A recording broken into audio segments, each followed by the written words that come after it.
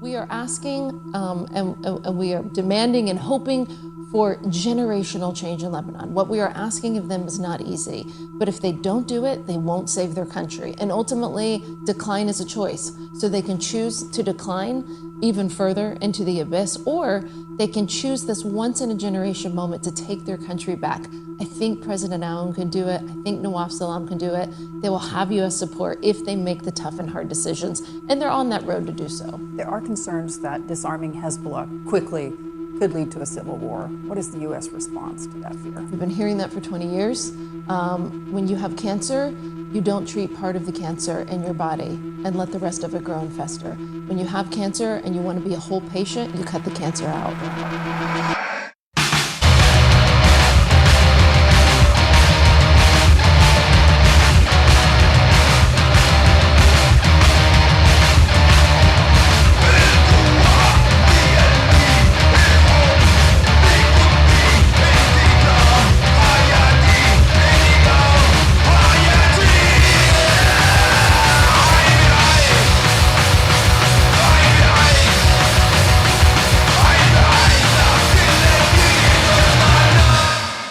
Hello, dear listeners, friends, comrades, subjects, citizens, insurgents, fugitives, defectors, dissidents, even the haters and losers.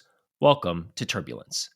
My name is Dylan Saba, and I'm here with my co-host Seamus Malakefzeli and our producer M. Siniza. We're recording from New York City, the center of a world empire that is dying, but so far from dead.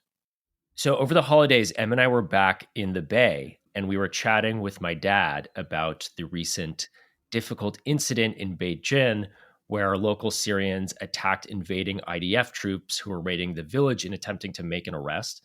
And he was telling us about something that happened at least a little bit similar in September of 1982, at the tail end of the Israeli invasion of Beirut during the Lebanese Civil War. My dad was 20 years old at the time, and he'd been living in West Beirut, which is where our family was based at the time. So the Israelis had been in the country since June, when they invaded the south and advanced all the way up to the capital. They were chasing down the PLO, which at that point was based in southern Lebanon. But by late September, the residents of Beirut were getting tired, to say the least, of the IDF presence in the city. Seamus, do you know about the Wimpy operation? I do. I mean, when I was living in Beirut and also when I was going to college in Beirut, you only had to go maybe about 2 or 3 blocks from campus and you would come by the Wimpy Cafe, which is still there, though I think it's under a different business owner now. But there is a plaque in front of it that shows the face of the person who did the operation, and the Wimpy Cafe sign is still very much there. The story goes that Khaled Alwan was a leftist member of the Syrian Social Nationalist Party. He didn't witness a raid or a military assault, but he was simply near the Wimpy Cafe on Hamra Street in Beirut when he witnessed an Israeli officer attempting to pay for his meal, not in the local currency, which is the lira, but in Israeli shekels.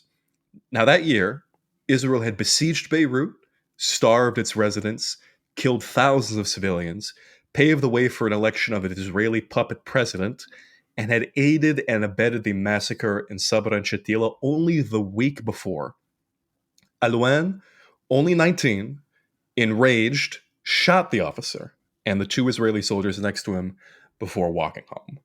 Now, in Beit Jin, Israel has tried to concoct a conspiracy going all the way up to Jolani that somehow being attacked by locals while invading sovereign territory is some sort of terroristic violation of their operational freedom.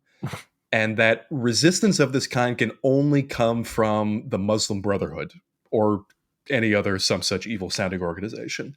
But the reality of the situation is the same as it was with Alwan, that people, generally speaking, do not like being occupied.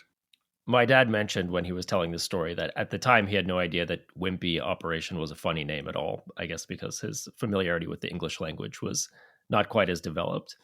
But in any case, the Israelis withdrew from Beirut a week later and from Lebanon after decades of resistance in 2000. Israel's withdrawal from South Lebanon was the only time in history when Israel's withdrawal from territory was unilateral, without negotiations, without a deal, without any concessions from the Lebanese side. The day when Israeli forces left and the proxy force known as the South Lebanon Army collapsed is celebrated as Resistance and Liberation Day on May 25th. Since the 2000s, however, the attitude of the Lebanese government toward opposing Israel has changed. Now, in pursuit of unlocking American economic assistance and fulfilling the dictates of what is known in the Arab press as the, quote, American paper, unquote, the Lebanese state under President Joseph Aoun, former commander-in-chief of the army, and Prime Minister Nawaf Salam, former president of the ICJ, has been to not only disarm Hezbollah, but to disarm Palestinian organizations in refugee camps. That includes the camps that were massacred by Israel-allied forces during the Civil War, like Shatila. Lebanon sits at a very delicate crossroads right now, caught between the devastating effects of last year's war on the south and in Beirut, and a potential new escalation by Israel that may be approaching at the end of this year, when the deadline for Hezbollah to be disarmed supposedly is reached. So, as I mentioned, my dad grew up in Lebanon, although he and his family are Palestinians from Gaza. And I would always hear about Lebanon in his descriptions as this example of the pitfalls of ethno-religious identitarianism.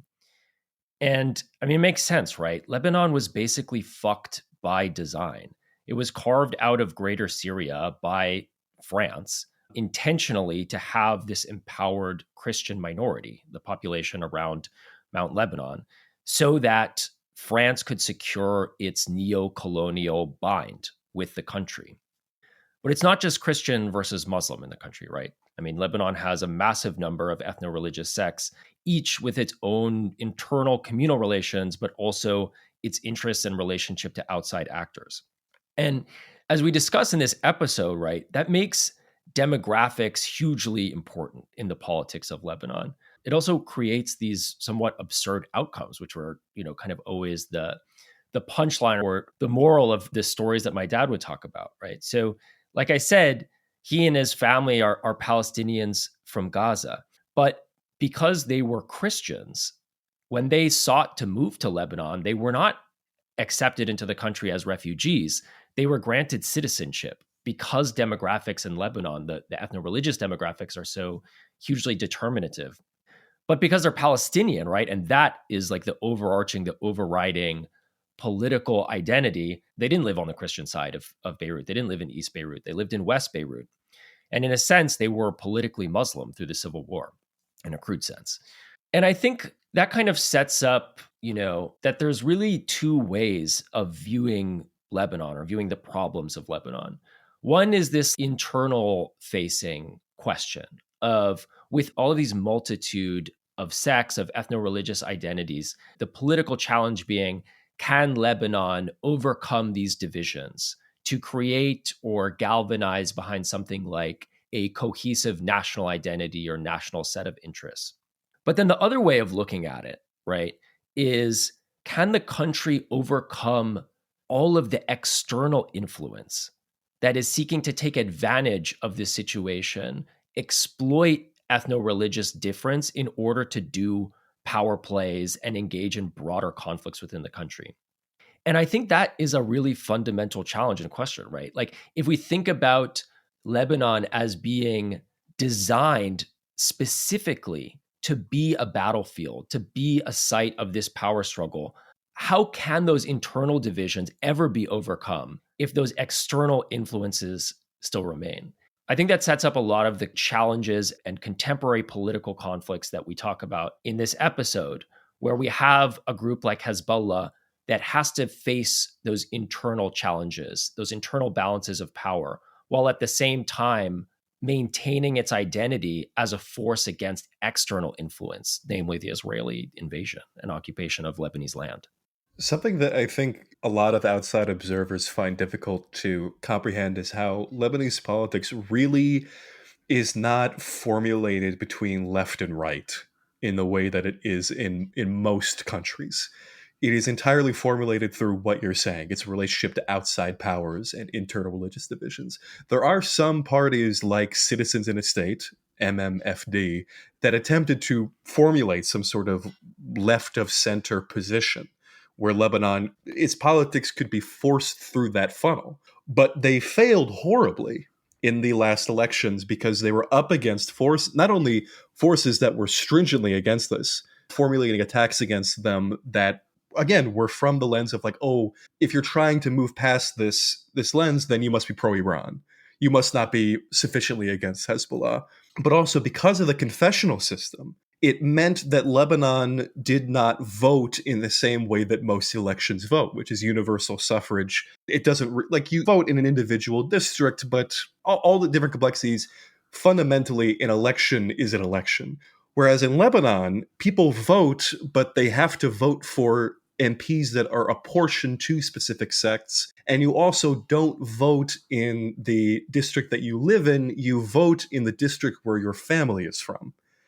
So you have people voting on Hezbollah-friendly lists who, they're doctors inside, like Elias Sharadda, who is a doctor in Beirut. He has worked at hospitals that I have been to. But he ran in Marjayoun, which is on the Israeli border, because that's where he had to run.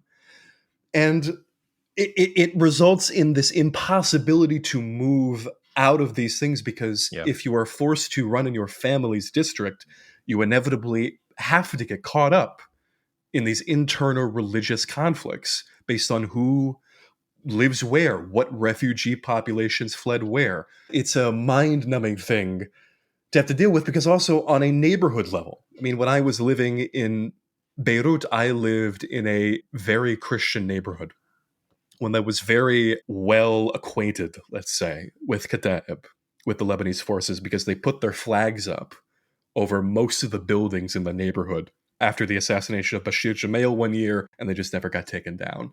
That is a place where as soon as you enter in through certain blocks, suddenly any sort of relationship with Palestine breaks down, which you might find, only like 10 minutes away by car. You might go into a place where you will see Hezbollah martyr posters up. You will see flags of Palestine. You will see communist iconography.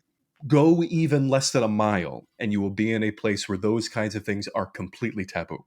Yeah. In a way that American political dynamics, I don't think, really has an equivalent for. It's a very difficult situation, to borrow a phrase. Yeah, I think you're touching on something really important, right? In the like desire, especially from an outsider perspective, to want to map on left-right politics into a situation like this.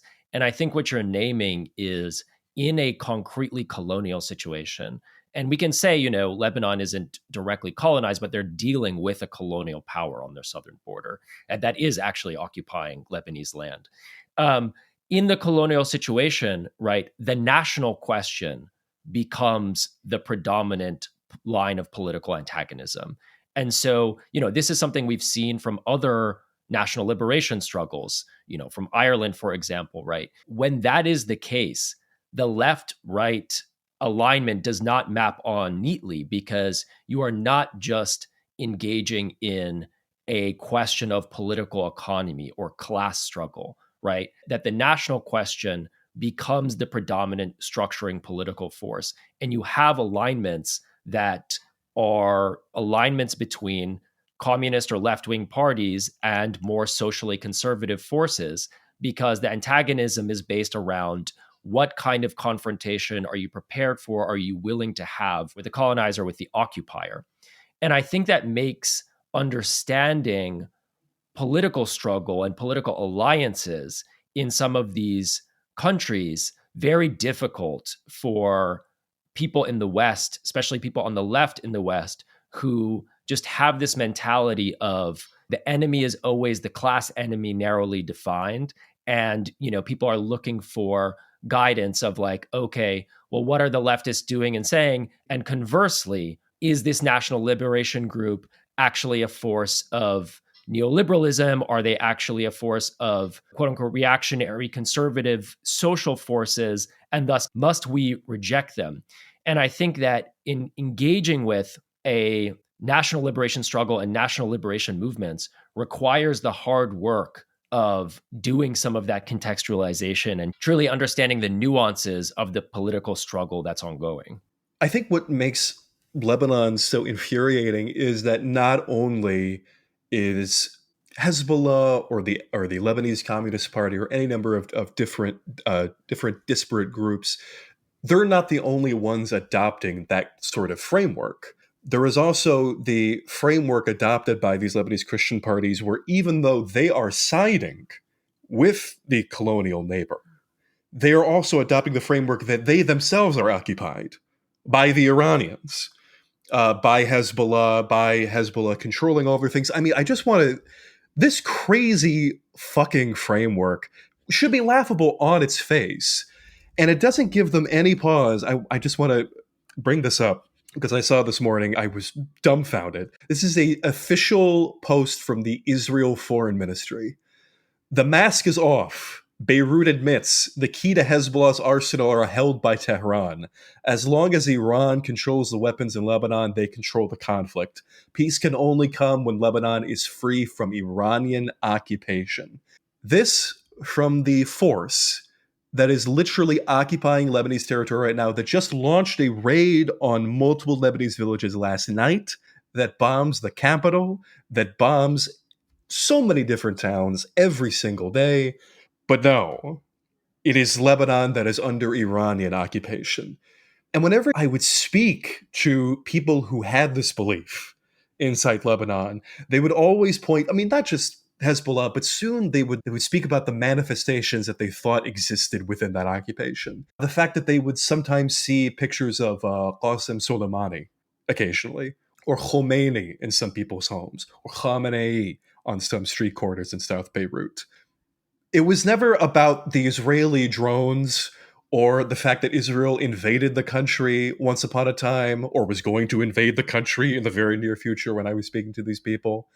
It was always the fact that they had to be reminded of the existence of Shias in the country and the relationship that they would have had with the largest Shia country in the region by default. The fact that so many Shia marjas come from this country.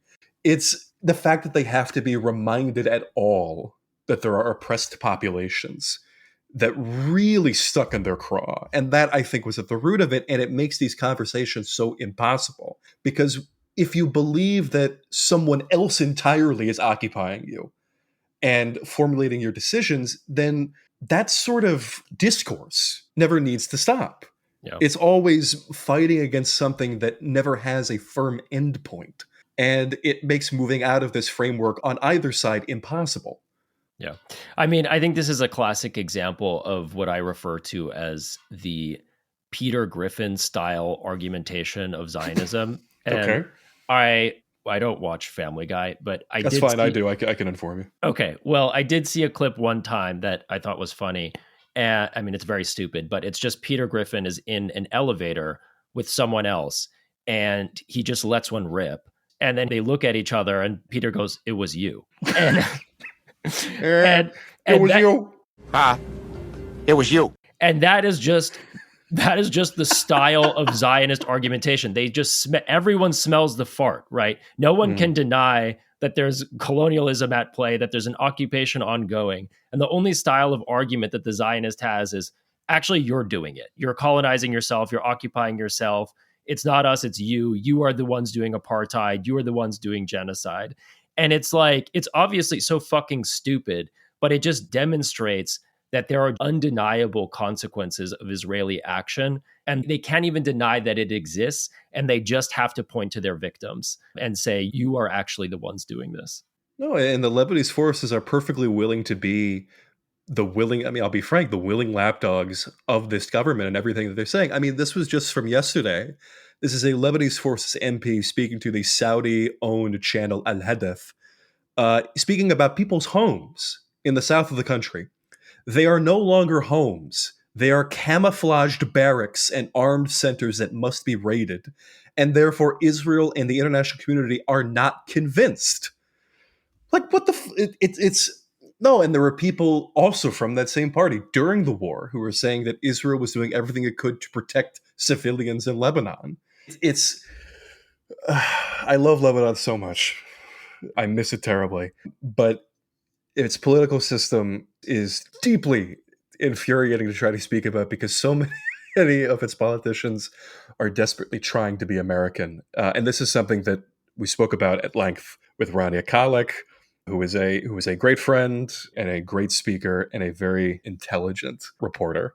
Before we go into the conversation, I just want to say we're committed to independence, so we will never run ads or have any institutional affiliations, which means we're entirely listener funded. So for $5, paid subscribers will have access to regular news roundup bonus episodes and will also be eligible for a book giveaway this holiday season. Most importantly, our paid subscribers will help us keep this project going. You can subscribe today at turbulencepod.substack.com. You can follow along on Twitter/X and Instagram at turbulence_pod. And one more note we have for our listeners regarding an urgent campaign to save the life of an aging revolutionary political prisoner.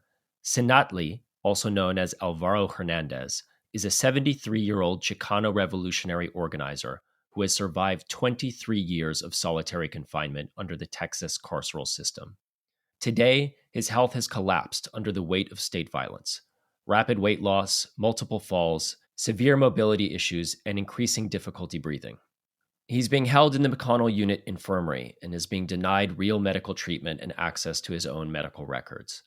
During his time in the infirmary, prison staff threw away his belongings, quote-unquote lost his commissary card, and have intentionally given him incorrect forms to obstruct medical visitations and access to care. Xinachtli is hungry, isolated, and his health is rapidly declining. The state has made clear that they intend to let him die. The campaign's demands are: 1. Immediate reinstatement of his access to commissary so he can obtain food, hygiene supplies, and other critical items necessary for survival. 2. Immediate transfer to the TDCJ hospital in Galveston for a comprehensive medical evaluation and treatment, with complete access to his medical records and full transparency regarding all procedures. 3. Transfer to an ADA-accessible geriatric and medical unit, with Xinachtli requesting placement at the Richard P. LeBlanc unit in Beaumont, Texas. And 4, approval of medical recommended intensive supervision in recognition of the severity and progression of his medical condition, ensuring he can receive appropriate care outside of TDCJ's abusive environment. We will post the links to sign up for the phone/email blast, the demand letter to be signed, and also for fundraising. You can follow at FreeXinachtli Now on Instagram and freealvaro.net for more information on their campaign.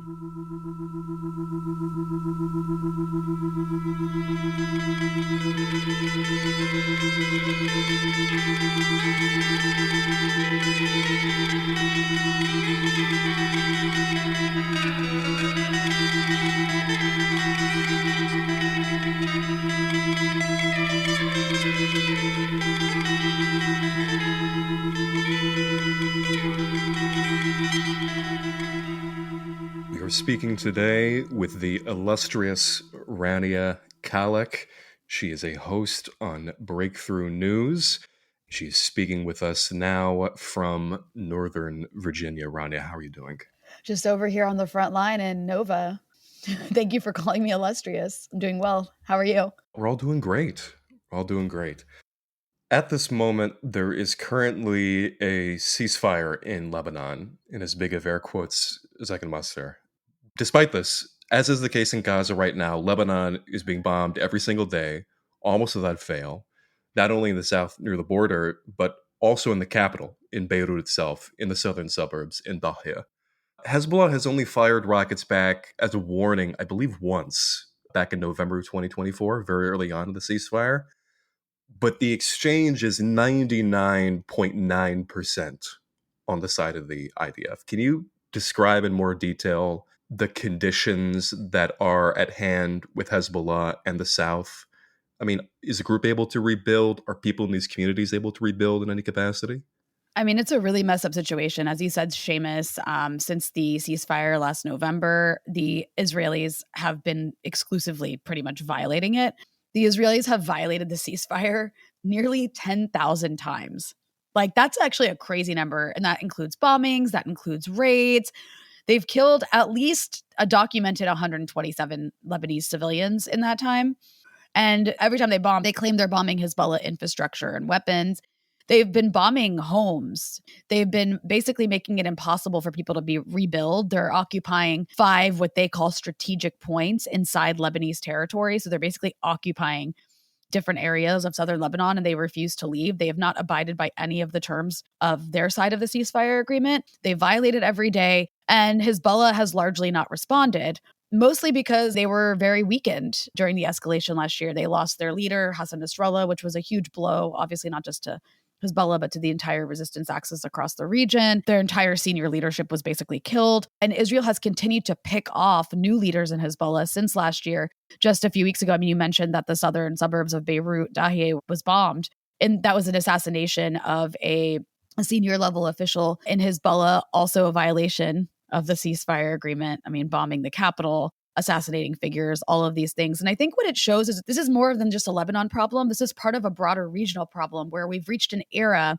where there is no such thing as a ceasefire with Israel. What a ceasefire means is the side that's resisting the Israelis stops firing, but the Israelis have the freedom, as they see it, to do whatever they want militarily without consequence. They're doing it in Lebanon. They're doing it in Gaza. They're doing it in Syria. And it doesn't matter whether you fire back as the resistance or you don't fire back. And that's the tough spot that Hezbollah is in right now. No matter what they do, Israel is going to keep bombing. Israel is going to keep occupying, and Israel is going to continue to expand its borders. And that leaves every force of resistance in the region, including Hezbollah, in a very difficult position because it's hard to figure out how to respond to such a technologically, militarily superior enemy that has 0 red lines and that seems to be undeterred by being hit.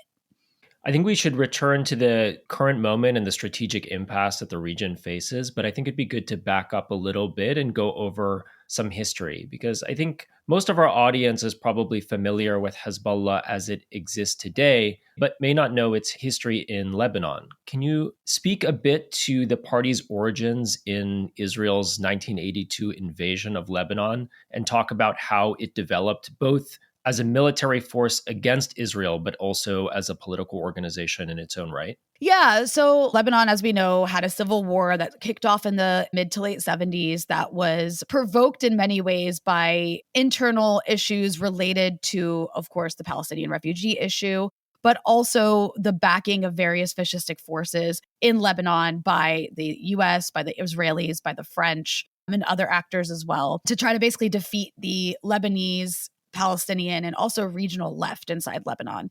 And there were kind of different eras of that civil war. And 1982 is an area that's often highlighted because that is when Israel, that's like after basically the Palestinians in Lebanon were kind of defeated and the Palestinian resistance was forced out.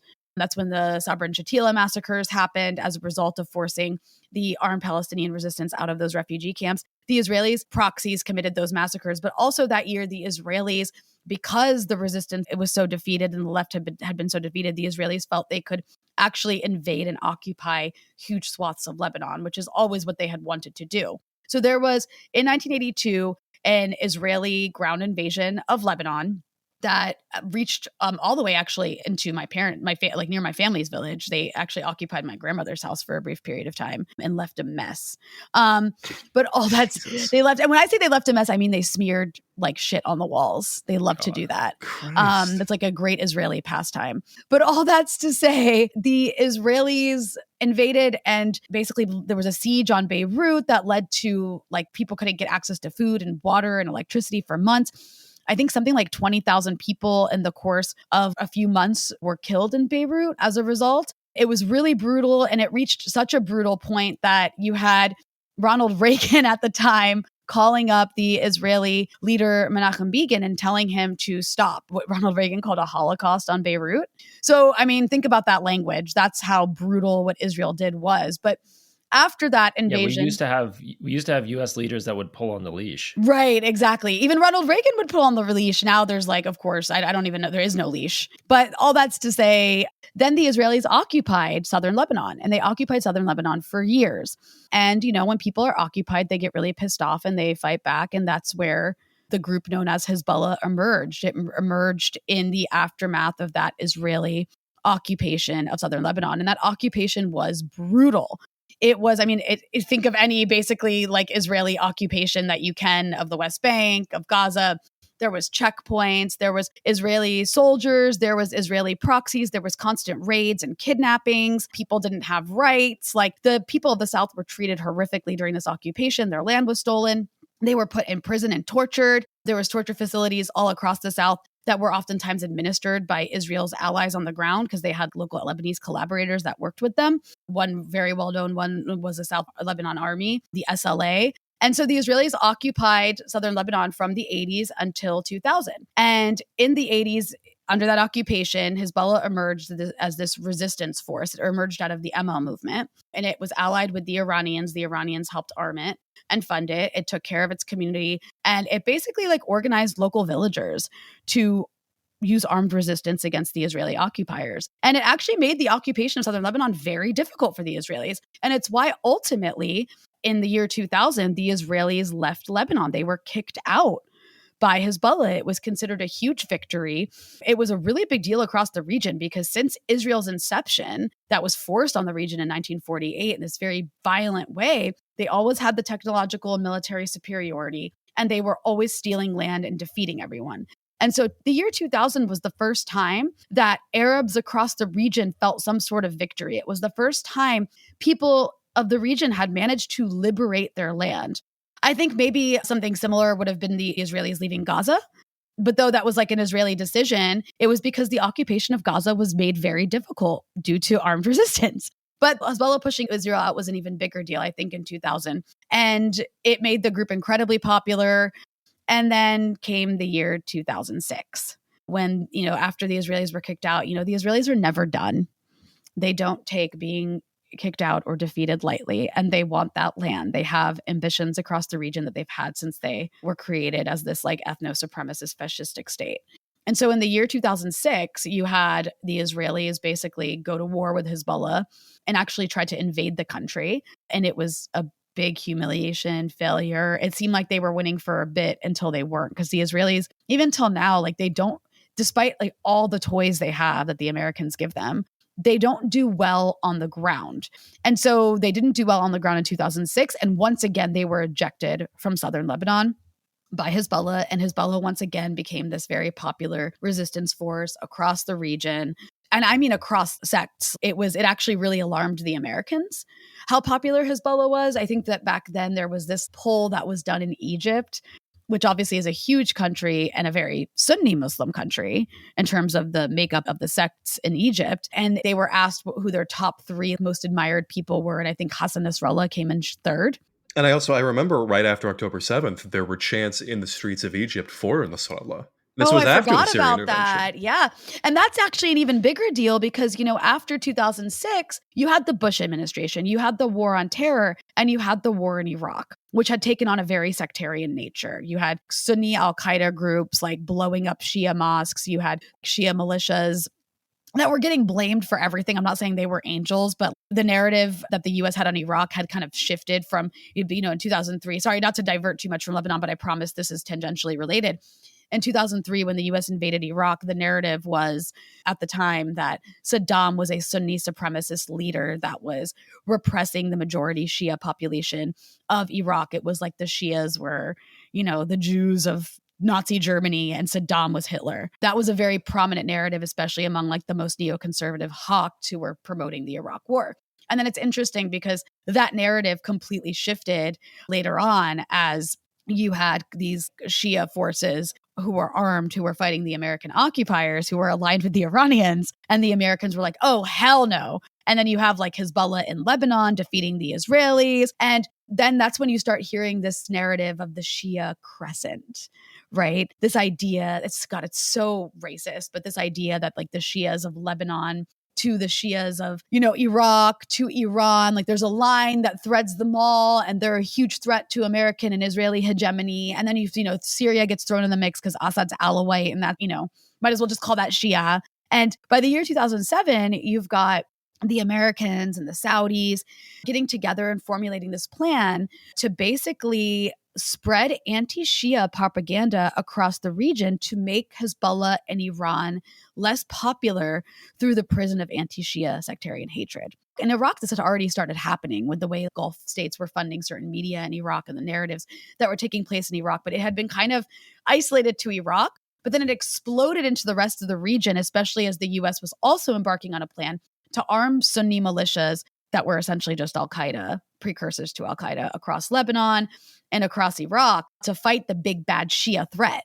And so all of these Arabs across the region are now being subjected to billions of dollars worth of Gulf state funded propaganda on the news saying that the big bad people were, these evil Shias that just want to kill all the Sunnis.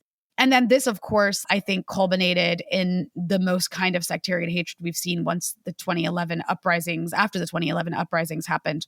First Tunisia and Egypt, and then in Syria you have uprisings, and that quickly becomes militarized. And then got these al-Qaeda groups in Iraq, taking over huge swaths of areas in Iraq, and then going into Syria to try to do the same. And that's where you get ISIS and al-Nusra.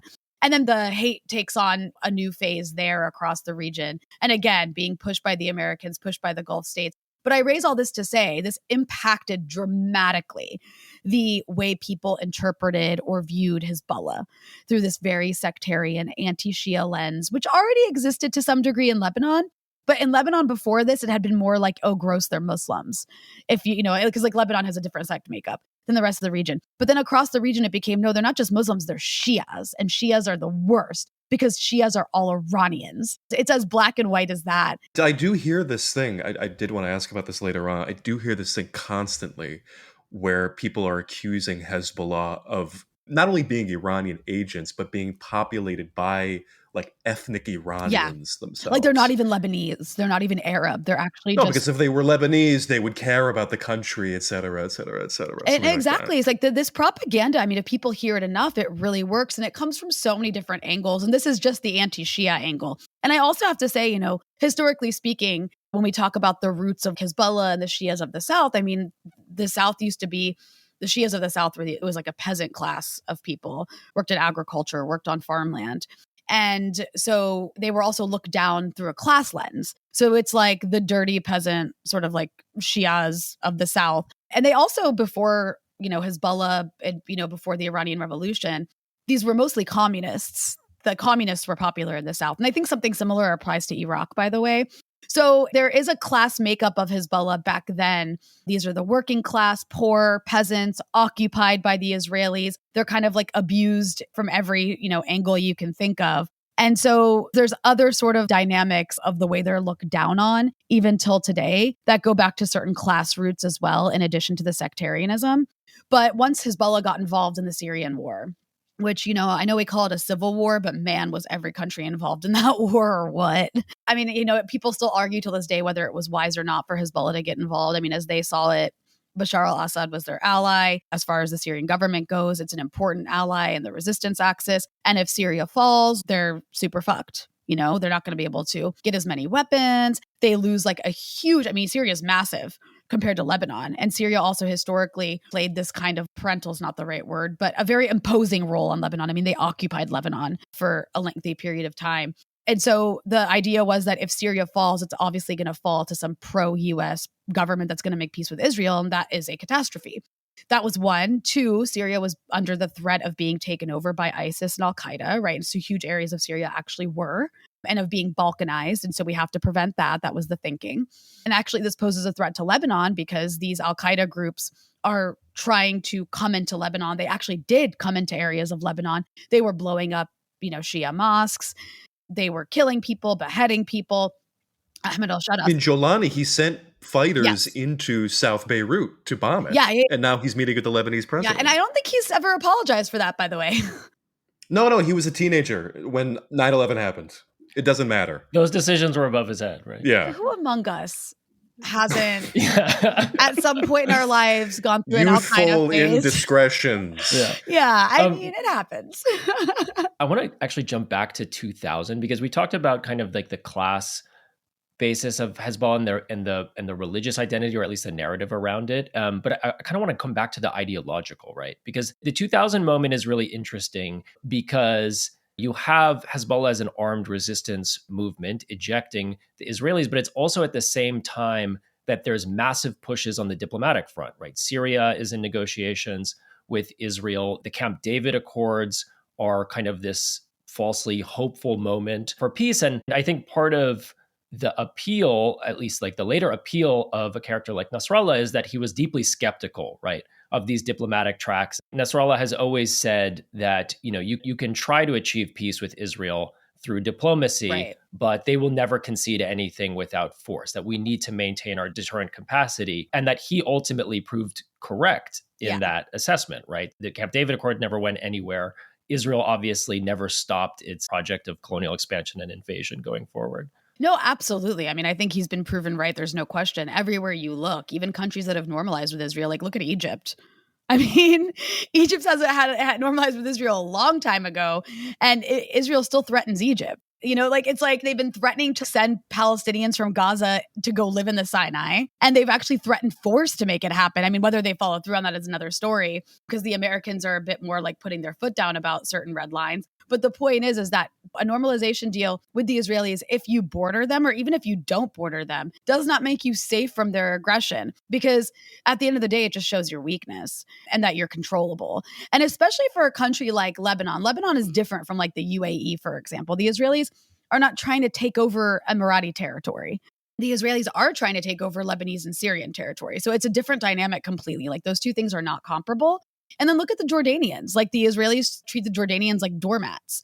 Jordan is just like one big CIA base that has zero sovereignty. And the Israelis are constantly like basically threatening, and I think they will follow through on it if they're able to push Palestinians from the West Bank into Jordan. Like they want to ethnically cleanse them into Jordan. They steal Jordan's water. Like no matter what you do with the Israelis, and I think that's what the tough call is today. And this is what Nasrallah would often say. He's like, basically, you either have to fight or you're a slave. And I'd rather fight than be a slave. And people have different ideas of what they would rather do. And surrender for an organization like Hezbollah isn't an option because they're from the South. Surrender for them means something very different than like surrender for someone who lives in like the north of Lebanon. And the Israelis also have been very smart at geographically targeting only certain areas of Lebanon and leaving other areas alone. Media, in addition to that, has done a really good job. The propaganda apparatus across the region has done a really good job of portraying the problems of Lebanon, of southern Lebanon specifically, as just their problem. Like Israel can bomb the South and I can still go about my life uninterrupted, even though that's not really true. Did want to ask more about this because it speaks to my information bubble, certainly. But my own Twitter feed is awash in clips from Lebanese TV, from Lebanese internet shows, podcasts, where they're interviewing politicians from Kataib, from the Lebanese forces, these militias that you mentioned that committed these massacres in Sabra and Shatila, who are now just political parties, civilian political parties. I mean, obviously, they're supportive of the disarmament of Hezbollah, but they're also speaking very unabashedly about the desperate need for Lebanon to make peace with Israel. These wars aren't in Lebanon's interest. Nobody wants confrontation. How prevalent are these attitudes inside Lebanon? Are they just the select few, or does it speak to a larger popularity of those ideas? I mean, so I don't have like numbers in front of me, but I know that generally speaking, polling shows that people are not supportive of normalizing with Israel. Though I imagine that over the last couple of years, that may have changed in the direction of people being more pro-normalizing. And there's a few different reasons behind that. But for the most part, I think the majority of people do see Israel as an enemy. And the majority of people, even if they don't like Hezbollah, do believe Lebanon has a right to resist the Israelis, right? Which is a good thing that a lot of people do still see it that way. That being said, obviously, there has been a decades-long attempt to sectarianize political attitudes in Lebanon, where through that sort of anti-Shia, anti-Muslim lens I mentioned, you have communal leaders of these right-wing Christian political parties like Kataib, like Lebanese forces, that have this attitude of we're not actually Arab, we're Phoenician. We hate Palestinians. They're basically responsible for everything that's gone wrong here and everywhere. And if not Palestinians, then Syrians. We're better than all these people. We're basically white people. And the Israelis are our allies, and they should be our allies because we are pro-American and we're pro-Israel. And if we could just make peace with Israel and give them what they want, we can be like Dubai. Oh, if I could think of like the neighborhood that I lived in Beirut, in Ashrafia, like there were big arguments when someone tried to put up a Palestinian flag on their balcony.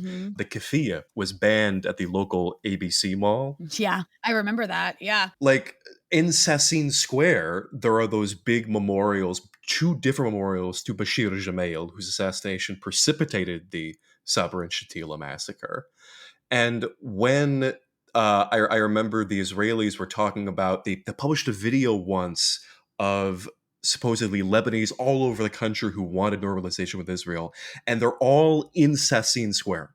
They're all in the same street. Yeah. No, and that is the thing that is being projected out into the world about Lebanese attitudes. Yeah, exactly. Because these are like the people who get the most airtime. I mean, as you know, Seamus, you lived in Lebanon. Like, where do all the journalists live? Where do all the foreign correspondents live? They live in... No, they don't live in Dahi. I only know of one. I mean, not even just Dahi. They all live in like Ashrafiyeh or Bad Mkhail or just these areas where like the political attitudes around them, they're not homogenous, but the majority of them are going to be anti-Palestinian and I don't want to say pro-Israel because I don't know that people have those attitudes quite openly. Maybe they do, just not around me. But definitely like a pro-French, pro-American, pro-Western. Yeah.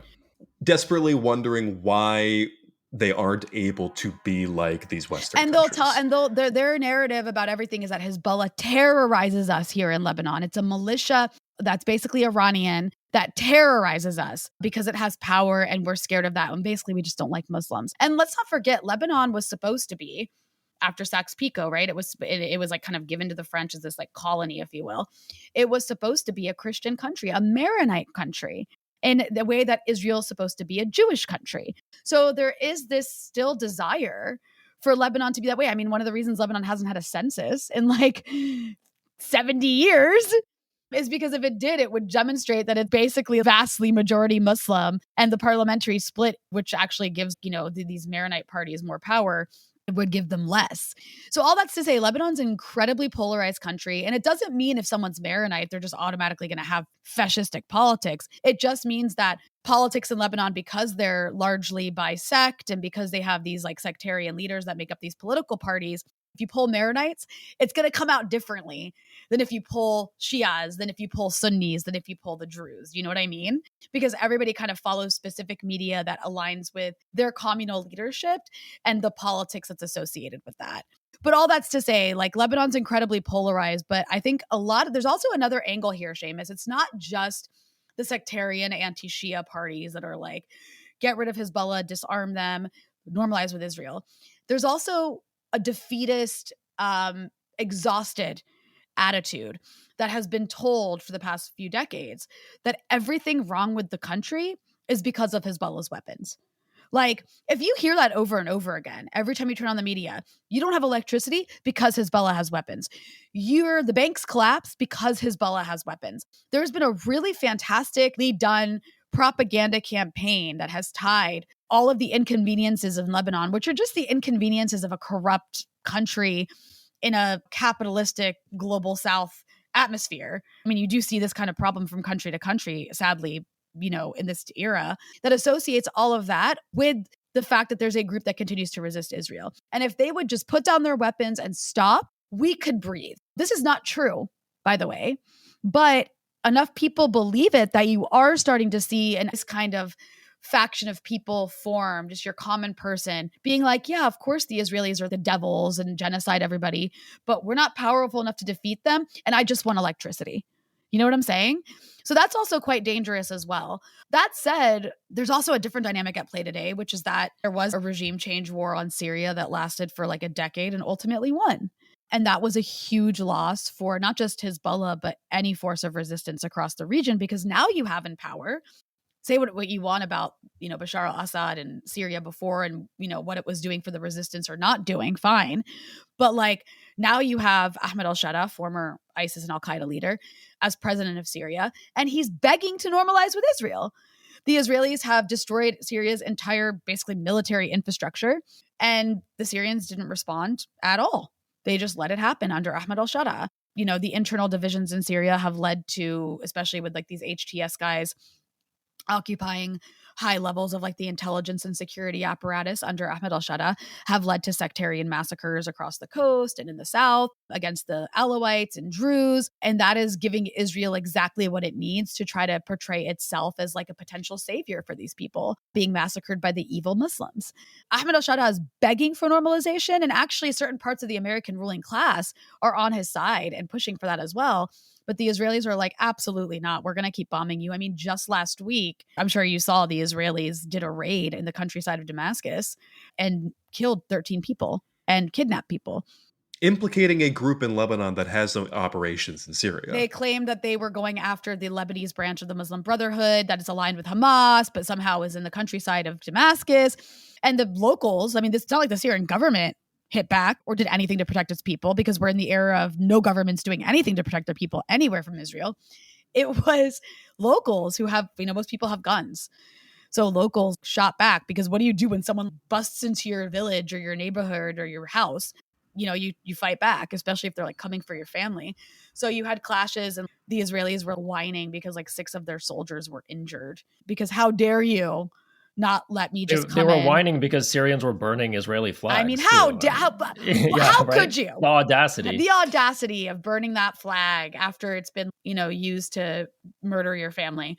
I think this kind of raises the question, too, of what Israel's strategy genuinely is with Lebanon, right? I think the Syria example kind of undermines a lot of the narratives that some of these sectarian groups within Lebanon are perpetrating about what's possible with respect to Israel. I'm curious, we talked about all of the sectarian issues in Lebanon and how Israel has exploited them. Yeah. And I think it's worth asking the question of what Israel's actual strategy is with respect to Lebanon. We know, and as you mentioned, during the Lebanese civil war, Israel had direct relationships with some of these groups. Have those relationships, those direct relationships, continued?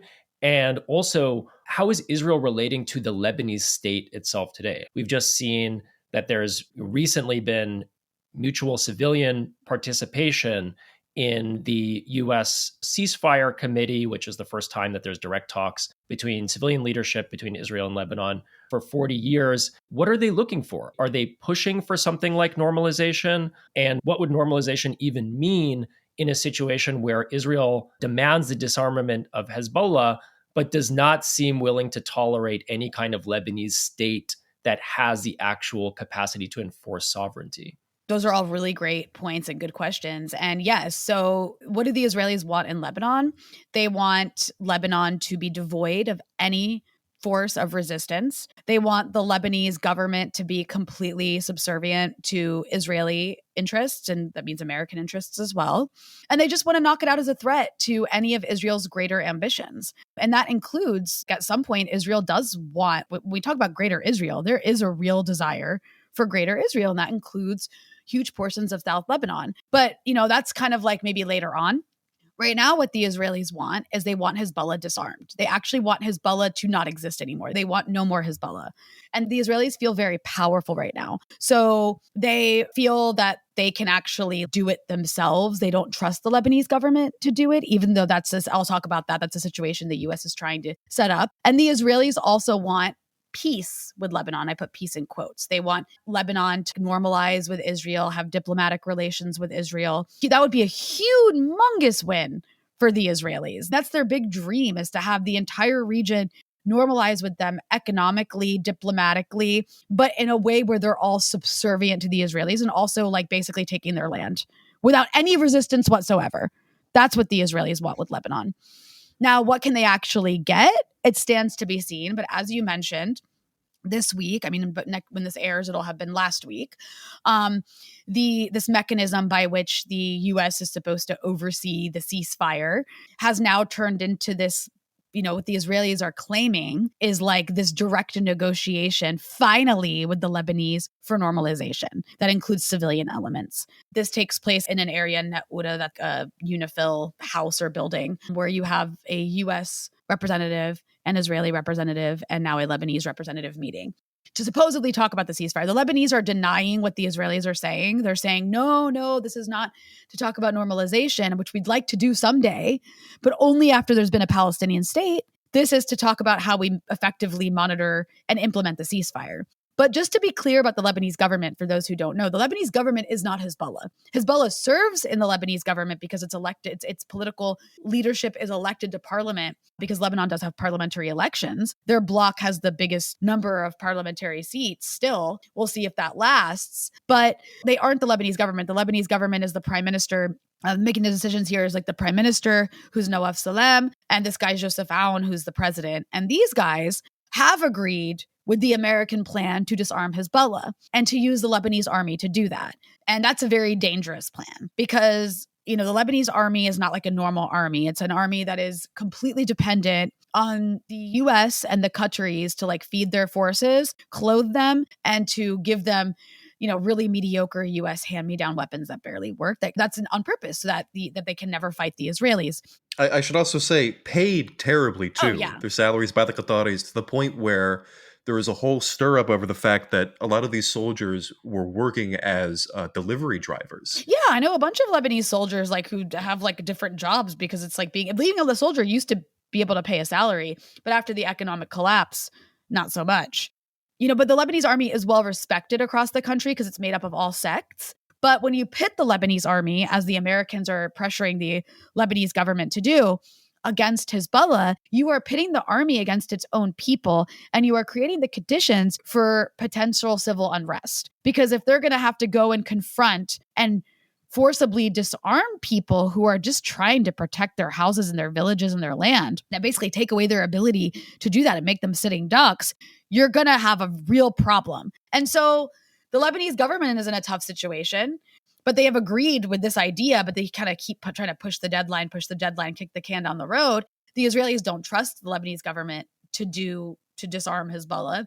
They just want to escalate, bomb, maybe ground invade again and try to do it themselves because they really think they can. They think they can bomb Hezbollah out of existence and just keep putting the military pressure on.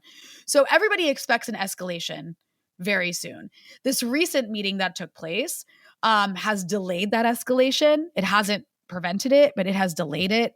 Netanyahu is kind of labeling it in the Israeli media as a win. The Lebanese are sitting down with us with direct negotiations. We're going to normalize with them soon. This is closer to what we want. That's working in his favor politically and domestically in his country. That doesn't mean there's not going to be an escalation though, but it seems like it's maybe we can say it's been delayed. And by delayed, I mean maybe for a month, but everyone expects a massive Israeli escalation just to put pressure on Hezbollah.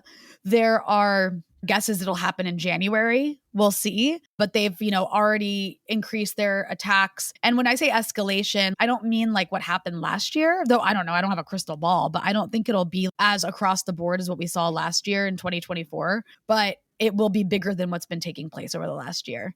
And more targets. And Hezbollah, look, no one knows. Has Hezbollah been rebuilding? I'm sure they're working on rebuilding. But because they were so infiltrated and because their entire senior leadership was wiped out, they've had to completely reorganize and figure out how they're going to move forward. And they've gone largely underground. It's all just one big guess, whether they're capable or not of taking on the Israelis again. But at some point, they're not going to have a choice. I would say they're still so infiltrated because when Hezbollah's chief of staff was assassinated, the IDF put up a elimination message, but they didn't even have a photo to release.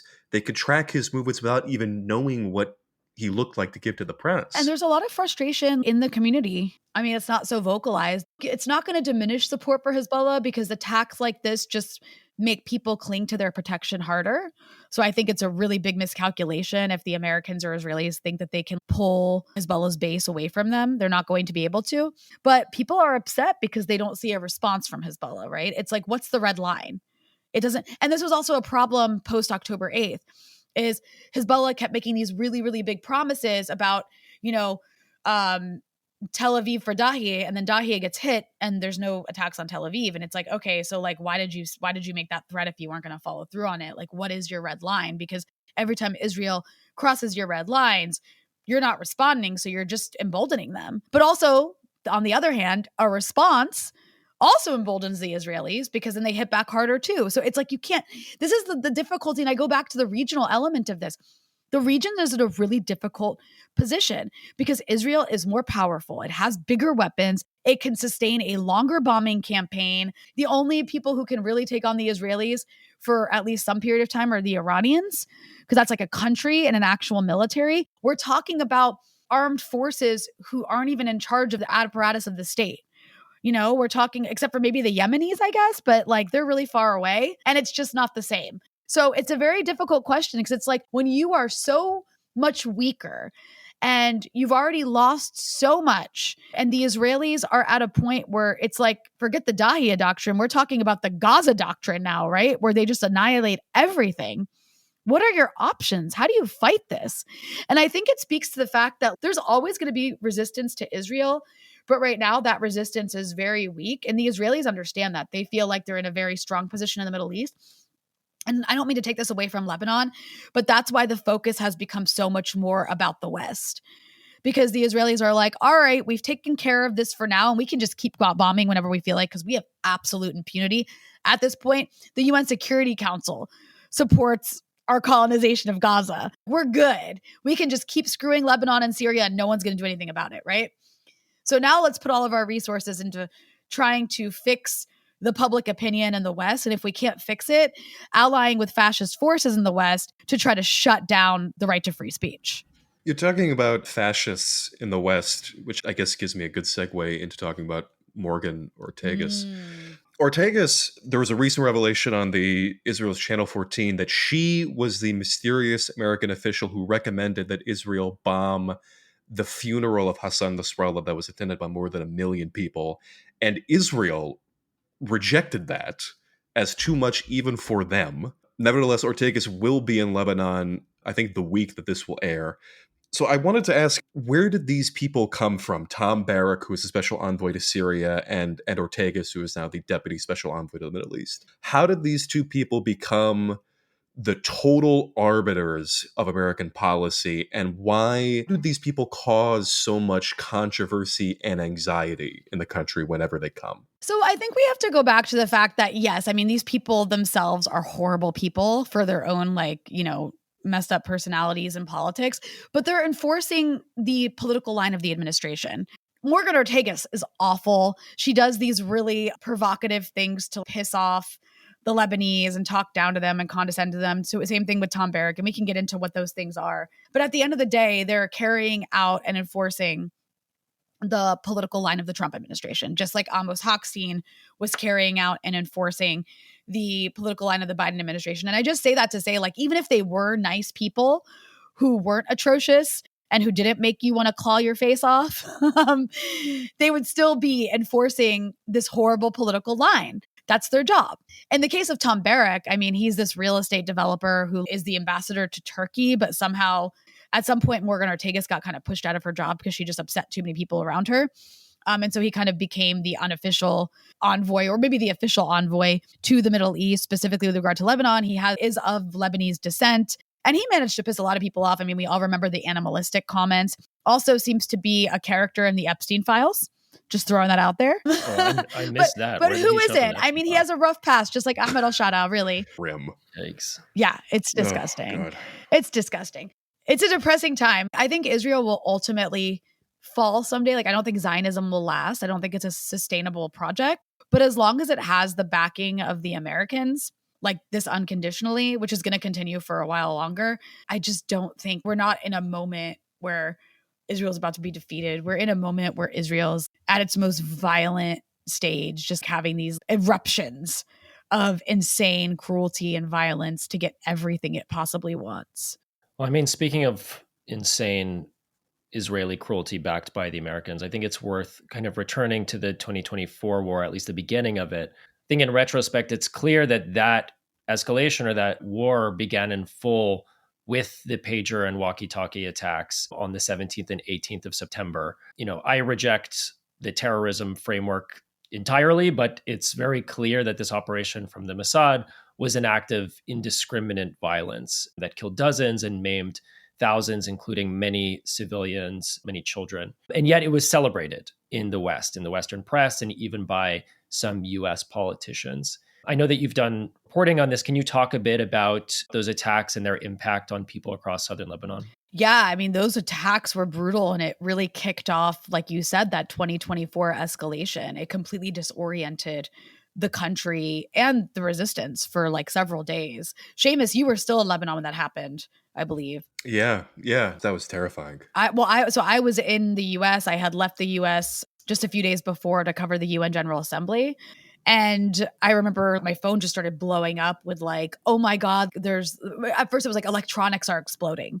Everybody was really scared because like Israel was saying, oh, like we can get into any electronic. At first we didn't know like what had happened. So when people were scared their ACs or their solar panels or just any, like your computer was going to explode.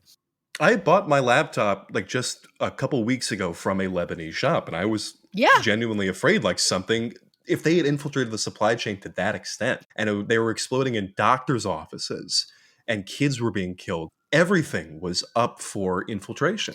Exactly. It was really scary. But like you said, so September 17th, these pagers that Hezbollah had bought, turns out they were actually made by a fake company that the Mossad had set up to look, because they knew Hezbollah was like in the market to buy pagers. And they wanted to use pagers because, I mean, I'm sure, there definitely were Hezbollah fighters who had pagers, but there was people across the community who had pagers because in Lebanon, like I mentioned before, these political parties, which are largely by sect, when they're voted into power, the public institutions that are in your municipality are run by the political party in charge that got voted into power. So in these areas where Hezbollah won, they run schools, they run hospitals.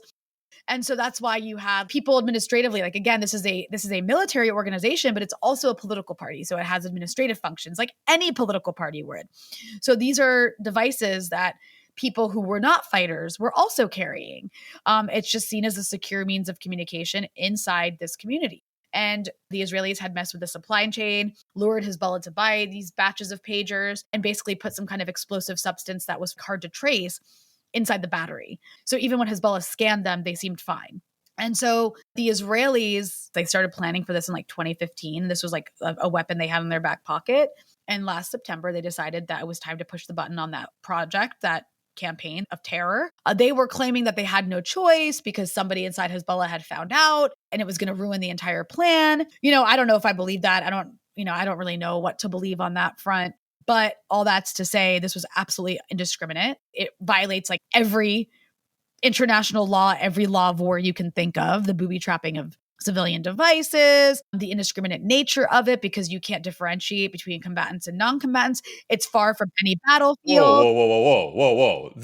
I read very clearly in many different mainstream media reports that this was the most specifically targeted attack ever, because every pager went into the hands of a Hezbollah fighter. Yes. I mean, how could this not be the case? I mean, I think the word you're looking for, the word I saw the most in the media was precise. And for anyone who's listening, like I did make a short documentary about the pager attacks. You can go watch it on the Breakthrough News YouTube channel under our documentaries section.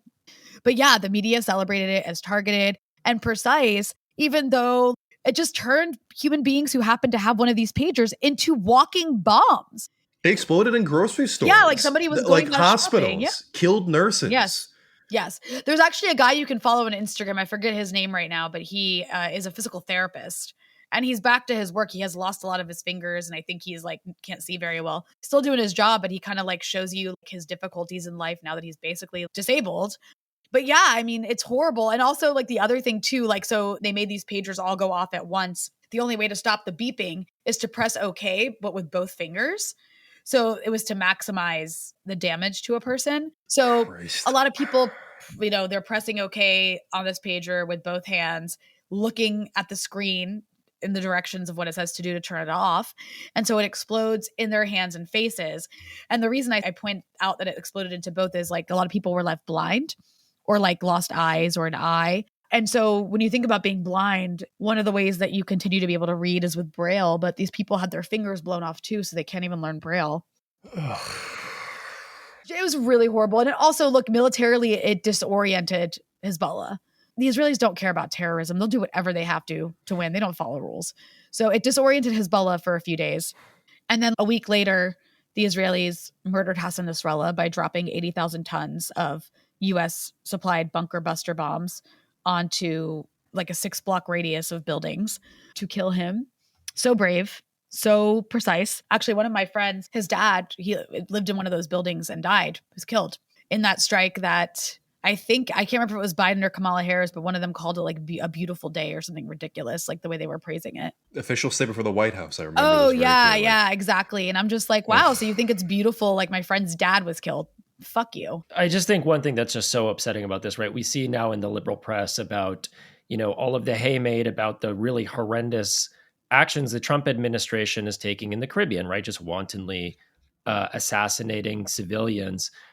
This is what Israel was doing with U.S. permission, and not only U.S. permission, but U.S. celebration. Yeah. Right. As you said, right, these attacks, the pager attacks, but also the bunker busters, violate basically every principle of international law. The pager attacks, not distinguishing between civilians and combatants, no attempt to make sure that the attack was proportional, and no necessity, right? They're not stopping any imminent military maneuver. They are the ones escalating. Yeah. Right. And you see not only, the Randy Fines of the world, celebrating this, although they were doing it. And you had, also many right-wing groups like handing out pagers on the streets of New York City and what have you. John Fetterman receiving a golden pager from Netanyahu Democrats, himself. Right? Alleged, people in the Democratic Party, John Fetterman, what have you.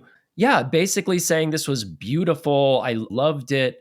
It is just disgusting. We talk a lot about how Gaza ended the liberal international order, and it did so by stretching U.S. hegemony, stretching it to the point of breaking ultimately, but also just the way that it exposed and has exposed the total hypocrisy that's supposed to be at the core here, the fundamental principles that are supposed to bind all nations and governments.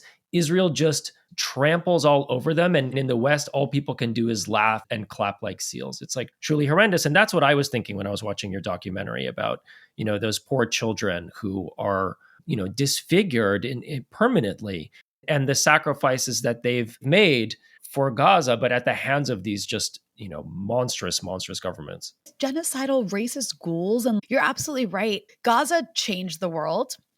And I hope in 20 years, or even, God, please less, I hope we can say that ultimately, like all this, and I really do believe this, like all this sacrifice, all this destruction was not in vain. Because I think it will be like the graveyard ultimately of Zionism and eventually like American empire. I can't tell you exactly how, but I think they're overplaying their hand.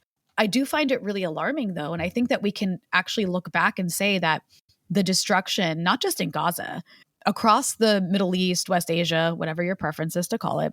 I'm going to say the Middle East because that's just more natural for me to say that. So if anybody wants to accuse me of being like a rhetorical imperialist, Iran so flag sorry. emojis on Twitter are going to be really mad at you. No, but it's West Asia. I accept everything that you do. I appreciate that. But no, across everything we've seen in the war on terror for the last 2 decades has normalized so much. I don't think you could have those strikes in the Caribbean without a lot of things. One of which, I mean, we can go back to the Obama era, you guys, like the idea of being able to label an organization a terrorist organization and therefore not needing congressional authorization to then like just extrajudicially execute people. That was a precedent set during the Obama administration. And that's the exact precedent that the Trump administration is using to justify murdering people in fishing boats in the Caribbean. They've basically just made up some drug cartels in some cases, labeled them as terrorist organization, and woof, like magic. Now you don't need any approval from anywhere. As the executive branch, you can just say you're fighting international terrorists and extrajudicially execute them. And like that double tap strike by Pete Hegseth, which is outrageous and should be a scandal. Are we really going to pretend that our country hasn't been doing that across the Middle East for like the last 2 decades under both parties? In Pakistan. Yeah, exactly. Like double tap strikes become like the norm. In Israel's case, like in Gaza, it's triple tap strikes, like what they did with those health kitchen workers. And then I really don't think you would see what we're seeing in the Caribbean without the cruelty and aggression and the raising of the threshold of that kind of genocidal destruction that has been so normalized with Gaza. Whereas had the Caribbean stuff been happening like 3 years ago, I think that there would be even more outrage and it would be more unacceptable than it is today, because so much has been done to just raise that threshold of acceptable cruelty. Where even like us, we would have been more shocked 3 years ago. And now we're like, yeah, this is really horrifying, but it's pretty on brand, right? That's where we're at. We're on the precipice of a devastating war, potentially on Venezuela. It's crazy, but this is the era that we're in. And I would also add that what's really scary is the US is this global hegemon that has so much power. And it always has, right, for a very, very long time. But it used to have this, and I'm not suggesting the US wasn't violent or horrible before, but this is just brute, naked force everywhere. It's like anyone who doesn't capitulate 100% to our demands will be destroyed with the full force of the US, whether it's like economically, whether it's with bombs, whether it's with both. That's the era we're in. And what's scary is that there's no forces willing to stand up to it. I don't know. I think back to World War II, and you had these Western countries supporting fascists all over the place, but eventually Nazi Germany became too much of a threat. They had to all come together to defeat this zombie force of destructive Nazis. Today, there's no pole of power willing to do anything except for the Yemenis. You know what I mean? And it's just, it's really scary. You've got countries like China and Russia, but they're not ideologically internationalist in any way. Like, I guess not their problem, but I think that's very unwise, because ultimately what the US is doing against Gaza, against the Middle East, now against Latin America, that is the new script. That is the new framework that will be used everywhere. And eventually it'll be at your own doorstep if you don't stand up to it. And I think what you're naming is the particular strategic bind that an actor like Hezbollah is in, right? So you're talking about the switch to brute force. And what that means is that, you know, the option, the thing to try and instigate is overextension, military overextension, right? If the rules of norms and hegemony are not a constraint on the actions of powers like the US and Israel, then military overextension is potentially what precipitates its decline.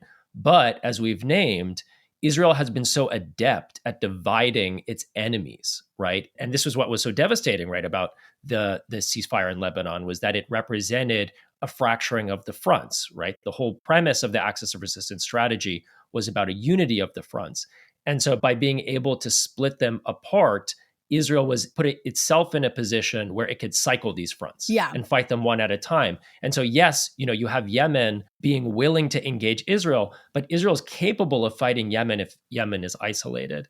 And so I think that it just kind of brings home the strategic bind here of, you know, Hezbollah can't do it alone. Nobody can do it alone. But how to meaningfully coordinate or come up with a comprehensive strategy when each of these actors, each of these resistance actors, or those actors that are willing to engage in resistance, have their own domestic concerns, their own kind of territorial incongruity with one another. And I think it's just kind of worth reflecting on that. We talked about the upside, or the, you know, what was persuasive about the strategy of deterrence in 2000. And I think we have to acknowledge the downside of it now, right? Where if there's no mechanism to coordinate a strategy of resistance, then it becomes much more difficult to defeat Israel by force. Yeah, and I also think we have to recognize that the Israelis have a higher threshold of what they're willing to deal with as well, right? 20 years ago, the Israelis couldn't handle the death of a soldier. Now they've got the Hannibal directive. Like, they'll kill their own soldiers if they have to. They won't blink twice about it, you know? Like, so the Israelis also, like, the Israeli psyche, the way the Israelis operate today is different than before as well, which makes them more difficult to fight. Because how do you deter a force that seems so unmoved by losing its own people? Because that used to be the one thing we had, right? As the Arabs, the deterrence was the Israelis can't handle having to be in bomb shelters, having injuries, and having deaths. And that's still true to a certain extent, because the Israelis are used to having more normal lives than the rest of us in the region. And when that is, you know, temporarily halted, and I think that that's why the Iranian-Israeli war of earlier this year did ultimately lead to a ceasefire, because it was actually doing a kind of harm to Israel that they weren't used to, where like they had rubble for once. But the reality is that Hezbollah, Hamas, the Yemenis are not able to exact that kind of damage. I did notice this disparity that you're talking about when Yemen in particular, when they would do those daily ballistic missile launches at like 3 a.m., 4 a.m., it would result in these, Twitter posts from people demanding that Yemen be destroyed because it was interrupting their sleep. Yeah. But conversely, the conversations that were happening on far right channels like Channel 14, right before the invasion of Lebanon, there was a discussion on, I think, Hapitiotim, the Patriots, where one of their guests was talking about the body bags that would be needed if Hezbollah unleashed their full arsenal. And he was smiling. Like this idea that this would be something that could just a non-issue for the Israelis. The people who are like those people that fear this still exist within Israeli society, but they're being replaced by this new generation of far righters. They want to be inoculated against this. They want the quote unquote new Israeli that does not care what happens to them, as long as it conquers South Lebanon, conquers all the way up to Damascus, as Bezalel Smotrich wants, conquers everything. They want it all, and they are willing to sacrifice for that. And that is a very difficult thing for the current Israeli project, but also for other Arabs, because even if Israel eventually disbands, that it's unsustainable, as we're saying, it's going to go down fighting. It's not going to dissolve itself quietly. That's the death drive. That is Israel's core death drive. That is, they narrate this to themselves from their origins. We are Samson, right? They tell themselves this all the time, is that we're going to bring the temple down on top of us. And ultimately, on some core level, it's what they want. You're absolutely right. I like that phrase you use, death drive. But the psychology you just explained, Seamus, is absolutely right. I think it's the sort of messianic elements that have taken over Israeli society and Israeli politics are the ones willing to do that kind of stuff. And that definitely, like that's a huge challenge. It's like, so what's the deterrent now? It leaves you with way fewer options. We're reaching close to the maximum time. So I just want to close out by bringing things back more closer to home. Yeah. Back in Lebanon, because we've discussed all these existential matters. The existential nature of this war, which makes the Lebanese government's attitude towards all of this so confounding. I think we both know about the foreign minister, Youssef Raji, who does not comment on Israeli strikes on Lebanese territory, but has infinite amounts of time to reply on Twitter to Iran's foreign minister. Nawaf Salam seems to be in a different earth. And Joseph Aoun is so amiable to the Israeli government that his quotes are posted on Israel's Arabic language state accounts. It's so embarrassing. Like what? I mean, you've already said that you expect an escalation to happen in January. But I guess my main question to you would be, outside of the scope of that immediate escalation that is likely going to happen, unfortunately, how do you see within the next few years, in the short term, within their term, how do you see them going about the relationship with Hezbollah, with the South, with Israel? How do you think that's going to go? I mean, I don't know, because it's hard to predict, but if things continue in the direction they're going in, Lebanon is on the path to normalization. And it really pains me to say that. But if nothing, I mean, if Hezbollah's strategy right now is to kind of sit tight, but if they keep sitting tight and not responding, then like, what are they for is going to be the question. I don't know. It's like, I go back and forth on this because I'm like, but there's people in Lebanon who would never allow normalization. They'll go to war if they have to. But will they? Maybe. Either way, it's not good for Lebanon. There's no scenario in the near term where things are good for Lebanon, unfortunately. That's how I see it. Whether it means you have a situation where the Israelis have decided that they have the freedom to operate militarily whenever the hell they feel like it. Nobody's stopping them. Nobody's putting red lines on them.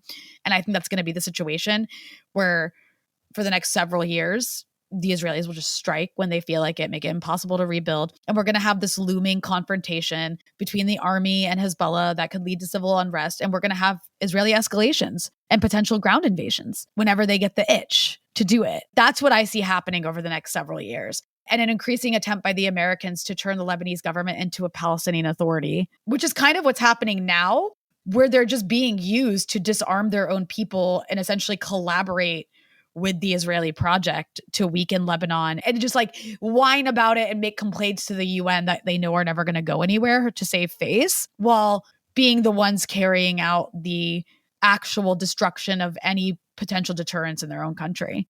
Whether that will succeed stands to be seen. And I get, like, I don't want to make big predictions and then in 5 years people being like, oh my God, everything was liberated. What the hell, Rania? I hope that's what happens. You know? Please, we would love Yes, to be wrong. I would love, I would love for everything to just be liberated and Zionism to fall. And I think that will one day happen. I don't think it'll happen in the next 5 years. And I do see, unfortunately, a scenario where Lebanon is forced into a situation of normalization. So let's see what happens. The developments will show us where things go. Thank you, Rania, for speaking with us today. Thank you so much for having me. It was a pleasure. You guys are awesome. Thanks, Rania. Appreciate it.